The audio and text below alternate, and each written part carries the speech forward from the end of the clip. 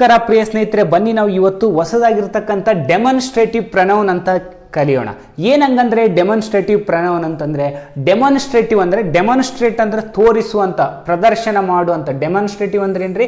ಪ್ರದರ್ಶಕ, ಸರ್ವನಾಮಗಳು ಅಂತ. ಪ್ರನೌನ್ ಅಂದ್ರೆ ಏನು? ನಾಮಪದದ ಬದಲಾಗಿ ಬಳಸ್ತಕ್ಕಂಥ ನೌನ್ಗಳಿಗೆ ನಾವು ಪ್ರನೌನ್ ಅಂತ ಕರಿತೀವಿ. ಸರ್ವನಾಮಗಳು ಅಂತೇಳಿ ಕೂಡ ಕರಿತೀವಿ ನಾವು ಪ್ರನೌನ್ ಅಂತ. ಡೆಮಾನ್ಸ್ಟ್ರೇಟ್ ಅಂದ್ರೆ ಏನು? ಡೆಮಾನ್ಸ್ಟ್ರೇಟ್ ಅಂತಂದ್ರೆ ತೋರಿಸು ಅಂತ ಅರ್ಥ.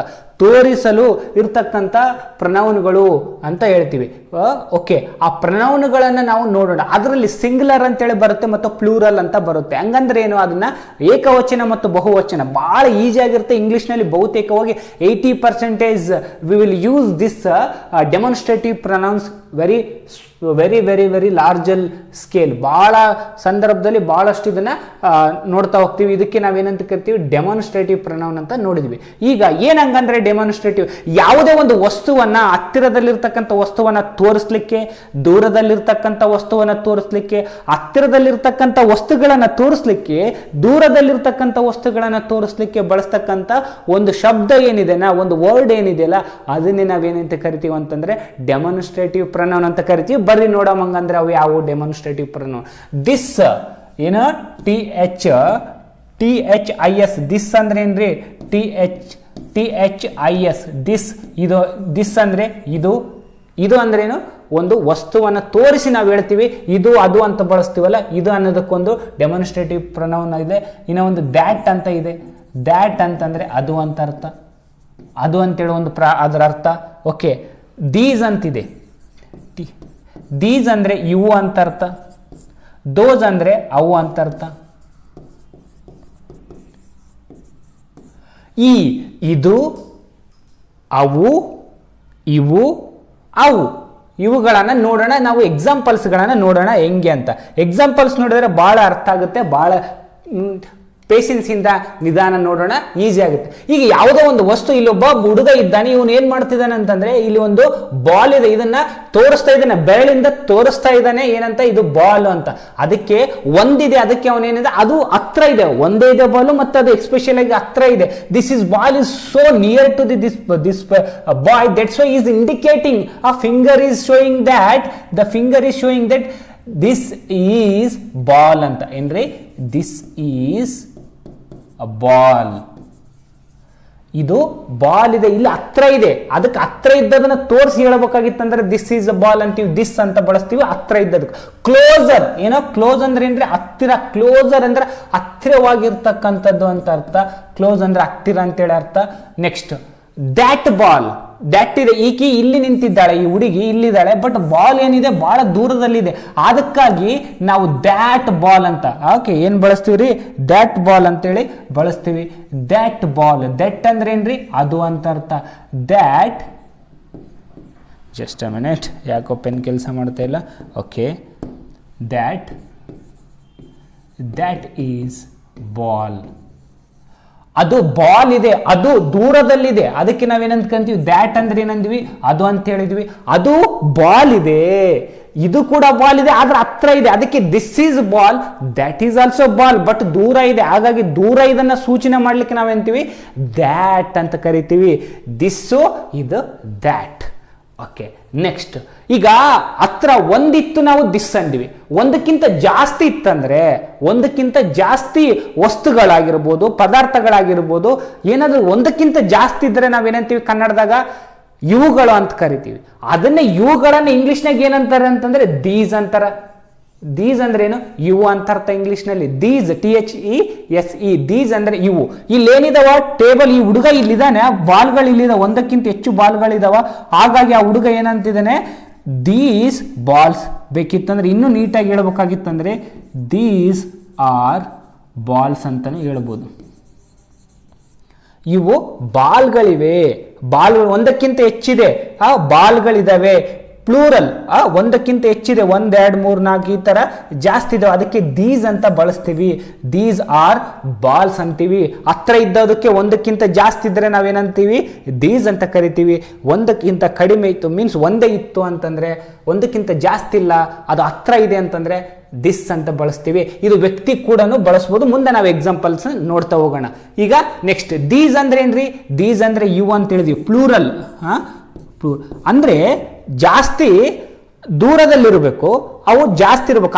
ಹತ್ರದಲ್ಲಿದ್ದರೆ ದೀಸ್ ಅಂತೀವಿ, ಅವು ಕೂಡ ಜಾಸ್ತಿ ಇರ್ತಾವೆ ಬಟ್ ದೂರದಲ್ಲಿರ್ತಾವೆ, ಅದಕ್ಕೆ ದೋಸ್ ಅಂತೀವಿ. ಇಲ್ಲಿ ನೋಡಿ, ಇಲ್ಲಿ ಬಿಲ್ಡಿಂಗ್ಗಳಿದಾವೆ, ರೂಮ್ಗಳಿದಾವೆ, ಇವು ಭಾಳ ದೂರದಲ್ಲಿದ್ದಾವೆ, ಅದಕ್ಕೆ ನಾವೇನಂತ ಕರಿತೀವಿ. ಅಥವಾ ಇಲ್ಲೇ ಇವುಗಳನ್ನು ಇರ್ಬೋದು, ಅಥವಾ ಬಿಲ್ಡಿಂಗನ್ನು ಕೂಡ ನಾವು ಹೇಳ್ಬೋದು ದೋಸ್ ಬಾಲ್ಸ್ ಅನ್ಸ್ಬೋದು, ಅವು ಬಾಲ್ಗಳಿದಾವೆ ಅಂತ ಹೇಳ್ಬೋದು. ಅಥವಾ ಬಿಲ್ಡಿಂಗನ್ನು ಇದೆ ಇಲ್ಲಿ, ದೋಸ್ ಬಿಲ್ಡಿಂಗ್ಸ್ ಅಂತ ಹೇಳ್ಬೋದು. ಆ ಬಿಲ್ಡಿಂಗ್ಗಳು, ಆ ಕಟ್ಟಡಗಳು, ಅವು ಕಟ್ಟಡಗಳು ಒಂದಕ್ಕಿಂತ ದೊಡ್ಡವು, ಆ ಒಂದಕ್ಕಿಂತ ಜಾಸ್ತಿ ಕಟ್ಟಡಗಳಿವೆ, 1, 2, 3 ಈ ರೀತಿ ಜಾಸ್ತಿ ಕಟ್ಟಡಗಳಿದ್ದಾವೆ, ಅದಕ್ಕೆ ದೋಸ್ ಬಿಲ್ಡಿಂಗ್ಸ್ ಅಂತ ಹೇಳ್ಬೋದು. ದೋಸ್ ರೂಮ್ಸ್ ಅಂತಾನು ಹೇಳ್ಬೋದು, ಅವು ರೂಮ್ಗಳಿದ್ದಾವೆ. ದೋಸ್ ಹೋಮ್ಸ್ ಅಂತಾನು ಹೇಳ್ಬೋದು, ಅವು ಮನೆಗಳಿದ್ದಾವೆ ಅಂತಾನು ಹೇಳ್ಬೋದು. ಫಾರ್ ಅವೇ ಅಂದ್ರೆ ಏನ್ರಿ? ದೂರ. ಇದು ಹತ್ತಿರ, ಇದು ಹತ್ತಿರ, ಇದು ದೂರ. ಇದು ದೂರದಲ್ಲಿರ್ತಕ್ಕಂಥದ್ದು, ಹತ್ತಿರ, ಇದು ದೂರದಲ್ಲಿರ್ತಕ್ಕಂಥ ನಾವು ಸೆಂಟೆನ್ಸ್ಗಳನ್ನು ಮಾಡಲಿಕ್ಕೆ ನಾವು ಬಳಸ್ತೀವಿ. ದೂರದಲ್ಲಿರ್ತಕ್ಕಂಥ ವಸ್ತುವನ್ನು ಸೂಚಿಸಲಿಕ್ಕೆ ನಾವು ದೀಸ್ ಅಂತ ಬಳಸ್ತೀವಿ.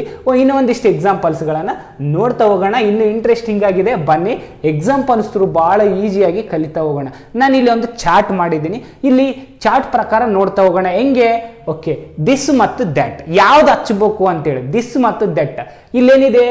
ಹುಡುಗಿ ಹತ್ರ ಇದ್ದಾಳೆ, ಹಾಗಾಗಿ ಏನಂತ ಬಳಸ್ಬೋದು? ದಿಸ್ ಅಂತಾನು ಕೂಡ, ವ್ಯಕ್ತಿಗಳಿಗೆ ಇಂಗ್ಲಿಷ್ನಲ್ಲಿ ದಿಸ್ ಅಂತಾನು ಕೂಡ ಬಳಸ್ತಾರೆ, ನಾವು ಕೂಡ ದಿಸ್ ಅನ್ನ ಬಳಸೋಣ. ಇಲ್ಲಿ this is Ramesh, this is Suresh ಅಂತಂತೀವಲ್ಲ, ಅದರಂಗೆ ದಿಸ್ ಈಸ್ ಅಂತ ಏನು, ದಿಸ್ ಈಸ್ ಮೈ ಫ್ರೆಂಡ್. ಇಲ್ಲಿ ಹತ್ರ ಇದ್ದಾನೆ, ಹಂಗಾಗಿ ನೀನು ಏನು ಹೇಳ್ತಿದ್ದಿ? ತೋರಿಸಿ ದಿಸ್ ಈಸ್ ಮೈ ಫ್ರೆಂಡ್ ಅಂತ ಹೇಳ್ತಿದ್ದೆ. ಇವರು ನನ್ನ ಗೆಳೆಯರು, ಇವರು ನನ್ನ ಗೆಳೆಯರು ಅಂತ ಹೇಳ್ತಿದ್ದೆ, ಹತ್ರದಲ್ಲಿದ್ದಾರೆ, ಹಂಗಾಗಿ ಗೆಳೆಯರು ಅಂತ ಹೇಳ್ತೀವಿ. ಇನ್ನೂ ಒಂದು, ಇದು ಡಿಸ್ನಿ ಲ್ಯಾಂಡ್ ಅಂತಿದೆ, ಭಾಳ ದೂರದಲ್ಲಿದೆ, ದ್ಯಾಟ್ ಈಸ್ ಅಂತಾನು ಬಳಸ್ಬೋದು. ಏನಿಲ್ಲಿ? ದ್ಯಾಟ್, ಯಾಕಂದ್ರೆ ದೂರ ಐತೆ. ದ್ಯಾಟ್ ಈಸ್ ಡಿಸ್ನಿ ಲ್ಯಾಂಡ್, ಅದು ಭಾಳ ದೂರದಲ್ಲೇ, ನಿನ್ನ ಹತ್ರಕ್ಕಿಂತ ದೂರದಲ್ಲಿದೆ, ನಿನ್ನ ಕಣ್ಣಳಿತೆಗಿಂತ ದೂರದಲ್ಲಿದೆ ಅಂತ ಹೇಳ್ಬೋದು, ಅಥವಾ ನಿನ್ನ ಒಂದು ಅಳತೆಗಿಂತ ದೂರ ಇದೆ, ಅದಕ್ಕೆ Disney land. That is Disney land, that is film theatre, that is cricket ground, that is palace, ಅದು ಅರಮನೆ ಇದೆ ಅಂತಲೂ ಹೇಳ್ಬೋದು. ದ್ಯಾಟ್ ಅಂದರೆ ಅದು ಅಂತ ಅರ್ಥ, ಅದು ಅಂತ ಅರ್ಥ. ಓಕೆ, ಇನ್ನು ಒಂದೇನಿದೆ? ಅದು ಕೂಡ ಸ್ವಲ್ಪ ದೂರದಲ್ಲಿದೆ ಅಥವಾ ಹತ್ತಿರದಲ್ಲಿದೆ ಅಂತ ಹೇಳ್ಬೋದು. ನಿಮ್ಗೇನು ಅನ್ನಿಸ್ತದೆ? ಫೀಲ್ ದೂರ ಅನ್ನಿಸ್ತಾ ಇದೆ ಅಂತಂದರೆ ದ್ಯಾಟ್ ಈಸ್ ಆ್ಯನ್ ಎಲಿಫೆಂಟ್, ಅಲ್ಲಿ ದೂರದಲ್ಲಿದೆ. ಆ್ಯಕ್ಚುಲಿ ಅದು ಏನಿದೆ? ಹತ್ತಿರದಲ್ಲಿಲ್ಲ, ಇವಳಿಗೆ ಕಂಪೇರ್ ಮಾಡಿದ್ರೆ ದೂರದಲ್ಲಿದೆ, ಅದಕ್ಕೆ ದ್ಯಾಟ್ ಈಸ್ ಆ್ಯನ್ ಎಲಿಫೆಂಟ್, ಅದು ಎಲಿಫೆಂಟ್ ಇದೆ, ಅದು ಅಂತ ನಾವು ಬೆರಳು ಮಾಡಿ ತೋರಿಸ್ತೀವಿ, ಅದು ಅಂತೀವಲ್ಲ, ಅದು ಅನ್ನೋದಕ್ಕೆ ದ್ಯಾಟ್ ಈಸ್ ಅನ್ ಎಲಿಫೆಂಟ್, ಅದು ಆನೆ ಇದೆ. ನೆಕ್ಸ್ಟ್, ಇದು ಹತ್ತಿರದಲ್ಲಿದೆ, ಇದು ಮನೆ, ಇದೇನಿದೆ? ಮನೆ ಹತ್ತಿರದಲ್ಲಿದೆ, ಅದಕ್ಕೆ ನಾವು ದಿಸ್ ಅಂತೀವಿ. ದಿಸ್ ಸ್ಪೆಲ್ಲಿಂಗ್ ಏನ್ರಿ? THIS, this is our house, ಇದು ನನ್ನ ಮನೆ. ಮನೆಯನ್ನು ತೋರಿಸ್ತೀರಿ, ಅದ್ರ ಪಕ್ಕದಲ್ಲಿ ಹೋಗ್ತೀರಿ ಅಂತ ತಿಳ್ಕೊಂಡ್ರಿ, ಇದು ನನ್ನ ಮನೆ. ದಿಸ್ ಈಸ್, ಇದು ನನ್ನ ಮನೆ, ಇದು ನನ್ನ ಮನೆ, ಇದು ನನ್ನ ಮನೆ ಅಂತ ಹೇಳ್ತೀವಿ. ಹತ್ತಿರದಲ್ಲಿದೆ ನೋಡಿ, ಇದು ಕೂಡ ಒಂದು ಹತ್ತಿರದಲ್ಲಿದೆ. Mouse, this is a mouse, ಇದು ಇಲಿ ಇದೆ. ದಿಸ್ ಈಸ್ ಅ ಮೌಸ್, ಹತ್ತಿರದಲ್ಲಿದೆ, ಹಾಗಾಗಿ ದಿಸ್ ಈಸ್ ಅ ಮೌಸ್ ಅಂತೀವಿ. ಓಕೆ, ಇಲ್ಲೊಂದು ಏರೋಪ್ಲೇನ್ ಇದೆ, ಅದು ಏರೋಪ್ಲೇನ್ ದೂರದಲ್ಲಿದೆ, ಎಲ್ಲೋ ದೂರದಲ್ಲಿ ಆಕಾಶದಲ್ಲಿ ಹೋಗ್ತಾ ಇದೆ, ಹಂಗಾಗಿ ನಾವು ದೂರದಲ್ಲಿ ಇರೋದ್ರಿಂದ ದ್ಯಾಟ್ ಈಸ್ ಅನ್ ಏರೋಪ್ಲೇನ್, ಅದು ಬಹಳ ದೂರದಲ್ಲಿದೆ, ಆಕಾಶದಲ್ಲಿರುತ್ತದೆ, ಹಂಗಾಗಿ ನಾವು ದ್ಯಾಟ್ ಅಂತ ತೋರಿಸ್ತೀವಿ. ಅದು ಆಕಾಶದಲ್ಲಿ ಹೋಗ್ತಕ್ಕಂಥ ಒಂದು ಏರೋಪ್ಲೇನ್ ಇದೆ ಅಂತ ನಾವು ಹೇಳ್ತೀವಿ. ನೆಕ್ಸ್ಟ್, ಹತ್ತಿರದಲ್ಲಿ ಏನಿದೆ? ಇಲ್ಲಿ ಚೇರು ಹತ್ತಿರದಲ್ಲಿದೆ, ಹಾಗಾಗಿ ನಾವು ಹೇಳಬೇಕು ದಿಸ್ ಈಸ್ ಆ ಚೇರ್, ಇದು ಕುರ್ಚಿ ಇದೆ, ಇದು ಕುರ್ಚಿ ಇದೆ ಅಂತಲೂ ಹೇಳ್ಬೋದು. ನೋಡಿ, ಟ್ರಕ್ ಅಲ್ಲಿದೆ, ಟ್ರಕ್ ಬಹಳ ದೂರದಲ್ಲಿದೆ, ಈ ಡಿಸ್ಟೆನ್ಸ್ ಏನಿದೆ? ದೂರದಲ್ಲಿದೆ, ಹಾಗಾಗಿ ದ್ಯಾಟ್ ಈಸ್ ಅ ಟ್ರಕ್, ಅದು ಟ್ರಕ್ ಇದೆ, ಅದು ಅಂತ ಕರಿತೀವಿ. ಇಲ್ಲಿ ಅದು ದ್ಯಾಟ್ ಈಸ್ ಅ ಟ್ರಕ್ ಅಂತೇಳಿ ಕರಿತೀವಿ.